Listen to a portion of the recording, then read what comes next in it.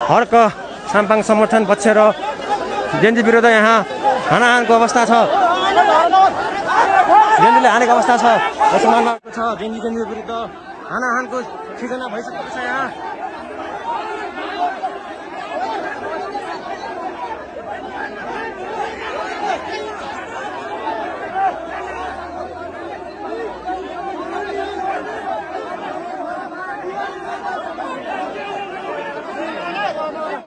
दर्शक महानुभाव यहाँ जेनजी विरुद्ध विवाद भइरहेको छ, विरोध भइरहेको छ।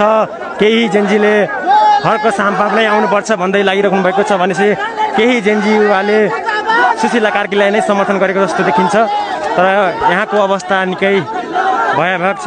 दर्शक महानुभाव के छ भनेपछि हामीले हर्क साम्पाङलाई नै मात्रै छुन्नुको छनौट के हो, खास कारण के रिजन त भनेपछि बालेन दाइले के भन्नुपर्छ, अहिले मैले आउनु मिल्दैन, मैले पछि चुनावमा लड्छु। बालेन शाहले चाहिँ सुशीला कार्कीलाई नि अगाडि सराउनु भएको त्यो स्ट्याटस मार्फत देख्नु भयो। त्यो कुरा हो भनेपछि जतिखेर उहाँ चाहिँ न्यायकालीमा हुनुहुन्थ्यो भने उनीले किन भ्रष्टाचारीलाई कारबाही गरेनन्, किन कारबाही गरेनन्, फेरि उनीहरूले ल्याउनु पर्ने यो चाहिँ गलत भइरहेछ। तपाईँको विचारमा चाहिँ सुशीला कार्की चाहिँ किन आउनु हुँदैन जस्तो लाग्छ?